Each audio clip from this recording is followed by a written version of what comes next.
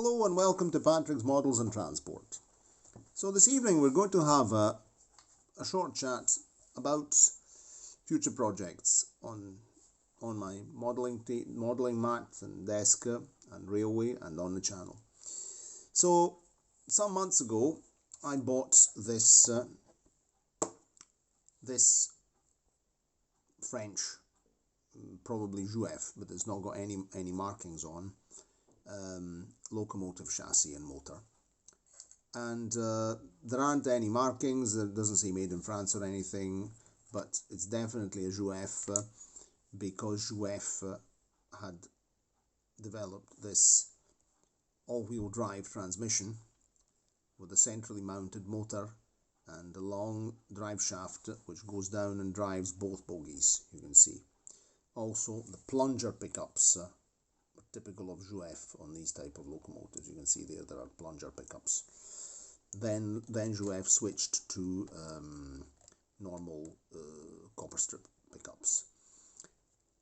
There are no wires in here because this motor just pops in that central compartment from underneath, and it comes into contact with these. It just clips on and it's held in position by a screw which goes in there and in here, and it keeps the motor compartment closed. Of course the screw's missing, and I'll just have to rummage around in my screw box. Okay, I am a screw box, so I also have a screw box to look for an appropriate screw. The mechanism is very good because you can see I'm just turning the gear now and it's moving along this length of rail. So it works. I tested it on the layout. I haven't cleaned any contacts. I've not done absolutely anything to this, but it does work. And now let's see what the plan is. So plan A, when I bought this, I thought, wow, I'll make another rail car. I'll make a bogie rail car this time. Then I began doing other things on the layout. I just set it aside, and then one day, I bought this on Vinted, by the way. Then one day on Vinted I pop across a French locomotive, a BB9240 French locomotive body, going for €1.50. I says, wow. I didn't have any dimensions. It didn't specify Jouef, but I thought, oh, it's $1.50. I'll buy it. Maybe it fits and I can just keep this chassis and make myself a nice electric locomotive. It doesn't really fit. It doesn't fit at all. It's shorter than the chassis, and it sits too high, much higher than the loading gauge. I mean, this is completely that doesn't exist. I mean, compare it with this Lima carriage at the back. It's totally out of scale. And in fact, if I lift this up, you can see that it's too. The width is okay, but the length is not. So in this case, when I looked up, I say, what chassis does this go with? And I had a look on internet, and I discovered that it belongs to, it's a JJ locomotive. JJ was a French company manufacturing toy trains. Toy trains were with a very good finish, because have a look at the front of that. It's really nice. With a similar chassis to this, with a centrally mounted motor, a big centrally mounted motor, and rubber band transmission. So with two drive shafts coming out of each end, and rubber band transmission to both bogies. Of course, the bogies having thick axles to grip the rubber band, a bit like I've seen videos of it, the Pico rubber band transmission locomotive that Sam Strains showed on one of his videos. And a couple of days ago I was looking through Vinted, and there was such a locomotive identical for sale for €10. And I says, wow, I'll have to buy that, but for the moment my debit card, the one I used for online purchasing, it has expired, and I have to go to the post office to post a job this week. So I said, okay, I'll renew the card when I go to the post office. I don't have any credit at the moment in Vinted on my Vinted account because I haven't been selling anything. I often sell things models and scales that I'm not interested in, things like that. I've done quite a lot of clearing out to spend the stuff on other things I'm interested in, of course. And it was sold. Ooh, I was not really annoyed, but it was complete with a body, and but it didn't have glazing, and it wasn't finished off with a nice paint. And it had both pantographs, so I would have cannibalized that body to fix this one up, because this one's better. It's got the glazing and everything, and so I missed that boat. Sorry, missed the boat.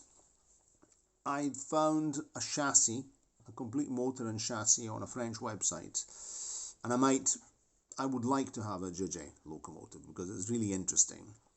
And I've seen videos of them on YouTube, and you know, I like mechanisms. I'm crazy about them. And the old locomotives, with each manufacturer had his own specific mechanisms, and that's one of the things that fascinates me most in model railways.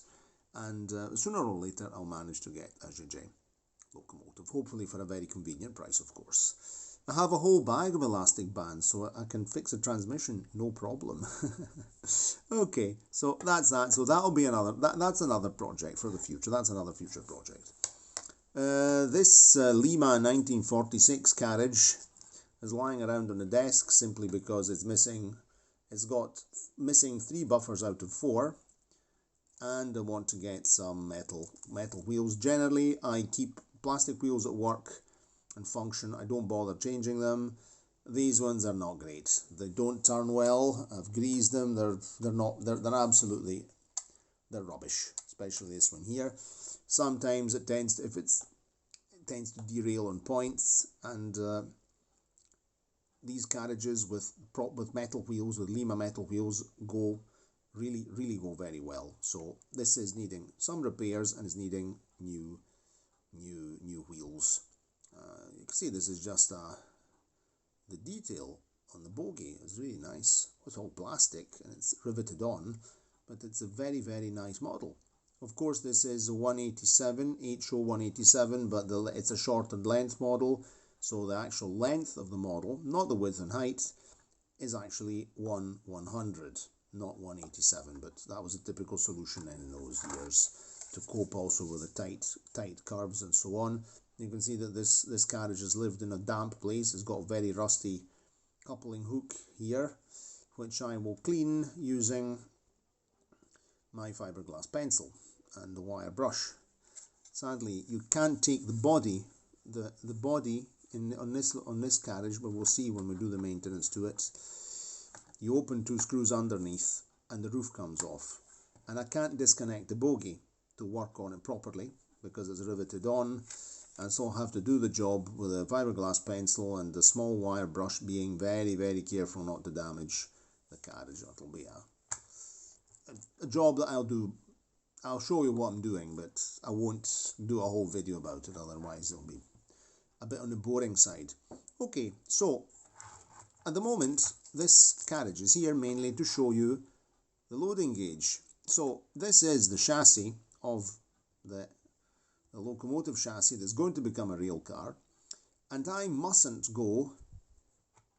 Of course, I'll have to keep the baseline of the rail car low enough to cover this part of the bogies, and it mustn't go, and the roof mustn't be higher than a carriage roof, of course, because that's the. Oh, let's see if I've got a. Yes, I have. Little set square. We're at the limit, you see. So the roof, I'll make the body of the rail car in styrene. The roof will very probably use balsa and balsa wood, but I might even use styrene even for the roof. I don't know. But balsa allows me to make a more rounded profile, and anyway, but we'll see about that when we. Of course, I can't go, but I can also file it out internally to leave space and clearance for the main drive gear. This is the primary drive gear, because the motor comes out of there and the motor engages underneath. You see, it's there, it engages underneath because it's popped underneath. And I'll take inspiration, very probably. I've been looking through photographs. If you want to look up the Finnish Railways VR Class DS1, will be my source of inspiration for this this rail car, because it had bogies, and it's a 1927 model. It's relatively angular, of course, because I'm working with styrene. I could make, if I wanted to make a more rounded cab, I could use balsa wood. Of course, I'll be coming a bit further out in length, and I found the blueprints on a website, and I'll be using the blueprints mainly for dimensions, overall dimensions, and that's the main idea. So it'll be a free interpretation, the same as the green one, the one we've already seen, the rail bus, which is not a real true-to-life model, but it's a model rail bus. It represents a rail bus that goes on my railway, my model railway, because in the end, I am the chief, the general manager of the railway. It's an imaginary railway because we've got Italian locomotives, German locomotives, French locomotives, cars of all types and all periods, Western cars, East German cars, and so on. We've not even seen through all the cars. And I think we have police cars of Italian Carabinieri, German Volkspolizei, and German police in a nice, beautiful BMW Baroque Engel. Nice car by Viking I've had for since I was a kid. And of course, model railways are an imaginary world. It's a fantasy world, and so why not make your own rail bus? Why not develop your own idea, what you would like? It's like drawing, and drawing a car, I like drawing, and drawing a car comes out of your imagination, which is based on reality, but it doesn't necessarily have to be a true-to-life. Of course, I like true-to-life models. If it would be much easier to do this if I had access, if I knew how to design 3D print, 3D models, but I don't, and I would like to learn. Sooner or later I'll have a go at SketchUp. SketchUp, you can download it for free. Sam of Sam's Trains, he's done some beautiful work, absolutely beautiful work on with SketchUp, and he's really turning into I like and really enjoy his videos, and I enjoy his 3D print and self-build projects. Now he's even using a resin printer, which makes exceptional work. He's done some really good work. And I would really like, I don't know where I would put a 3D printer in here. This room's very small. But I also like the old-fashioned techniques. The styrene, the wood, the glue, and so I think I'll just stick to my old-fashioned methods and continue giving them, and continue working like that. In the end, that's what model is all about. We're all entitled to use our own methods, but I wouldn't mind getting into 3D printing, because 3D printing, there are a series of Italian locomotives which were made by Rivarossi. Rivarossi is I spent hours as a kid daydreaming on the Rivarossi catalogue. I'll have to bring it back here and we could actually look through it once in a video.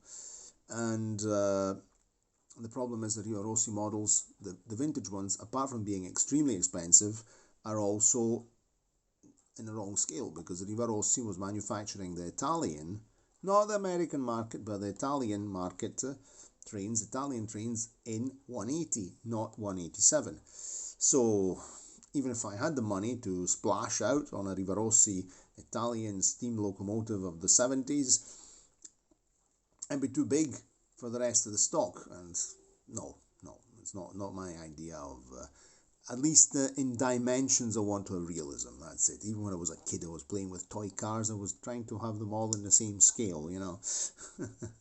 Everybody has their own, everybody has their issues, and this was one of mine. And so the idea is, if I had access to 3D printing, I would really like to, you know, maybe create an Italian locomotive by myself, getting all the bits, and the same as Sam's doing on his channel. Also because, yes, there are manufacturers of Italian steam locomotives nowadays, very high quality, but also very, very high price, because the prices are incredibly high here on the European continent. In Britain, at least watching the other vloggers and the other YouTubers, there are manufacturers who make new designs and the prices are a little bit more affordable. Here, for instance, I was looking up an Italian 060 tank engine. I'll have to take you to see a video of one that's on a plinth not far from here, and that was 200 euros. 200 euros for a wee tank engine. It's too expensive. It's ridiculous expensive. There are fantastic things made by Oscar, by other companies, and I remember Oscar because it's a name I remember. But beautiful, beautiful thing, beautiful models, but they are completely in another department regarding prices. I go for budget, and plus I'm not interested in DCC. I'm not interested in sound, you know. I like the mechanisms. I like to hear, and I like my imagination to imagine a sound. That's the whole point, because that's how I played with trains when I was a kid, because we're playing trains in the end now. I'm getting a bit long-winded tonight on this topic. So this is one of the projects we're going to be I'm going to be doing and working on, and we'll follow it together.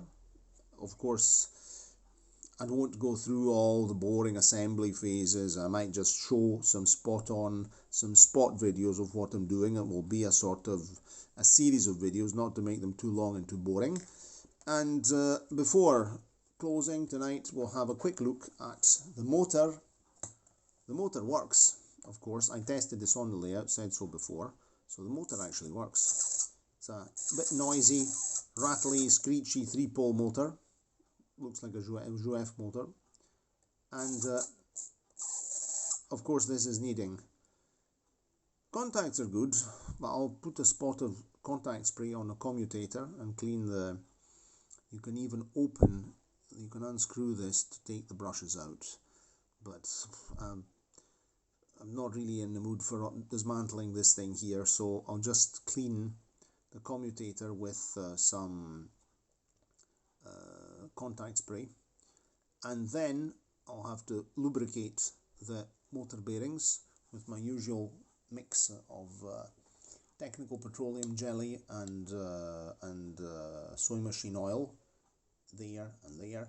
Here there's some hair, some fluff that has to be cleaned out, so I've not had time to look at this. We might look at it on video. I might do a wee video about this when I'm doing at least preparing the motor and cleaning things out. The motor works, that's important, and this will be the heart of this project in the end. I might add some lighting, I don't know. Today I actually had a look on internet and decided better have a look at this and make my mind up what I'm going to do. So now that I know more or less what I'm going to do, I'll get around gradually to doing it. Okay, that was a bit of a long-winded chat on future projects. If you've ever delved into self-build with modeling techniques and modifications and so on, please let me know in the comments.